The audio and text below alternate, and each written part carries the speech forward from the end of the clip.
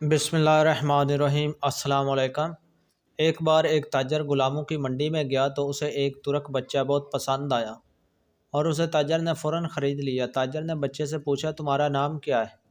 لڑکے نے جواب دیا، جناب میں اپنا نام بتا کر اپنے نام کی توہین نہیں کرنا چاہتا، میں غلام ہوں، اس لیے آپ جس نام سے پکاریں گے وہی میرا نام ہوگا۔ تاجر کو اس جواب پر حیرت ہوئی، لیکن اسے یہ بات پسند بھی آئی کہ بچے میں عزت نفس کا احساس باقی ہے۔ تاجر نے اس بچے پر خاص توجہ دی اور اس کی تعلیم اور تربیت کا انتظام کیا۔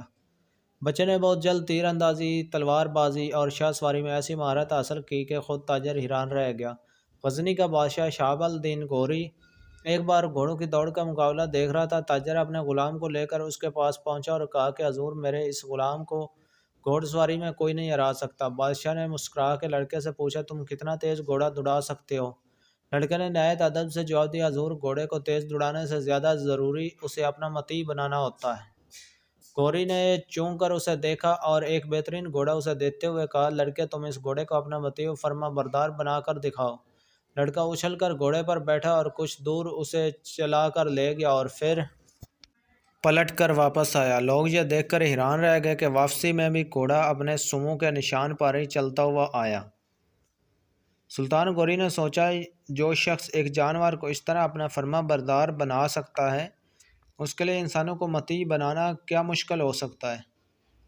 اس نے فوراً اس غلام کو خرید لیا جس کا نام قطب الدین تھا۔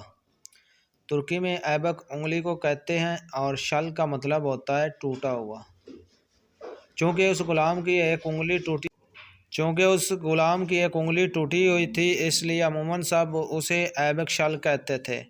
پھر ایبک اس کے نام کا جزو بن گیا اور اس نے قطب الدین ایبک کے نام سے ہندوستان پر حکومت کی۔ دہلی کی قوت الاسلام مسجد اور قطب مینار اس کی یادگاریں ہیں۔ کیسی لگی ہماری ویڈیو؟ چینل کو سبسکرائب کریں، ویڈیو کو لائک کریں، شیئر کریں۔ شکریہ۔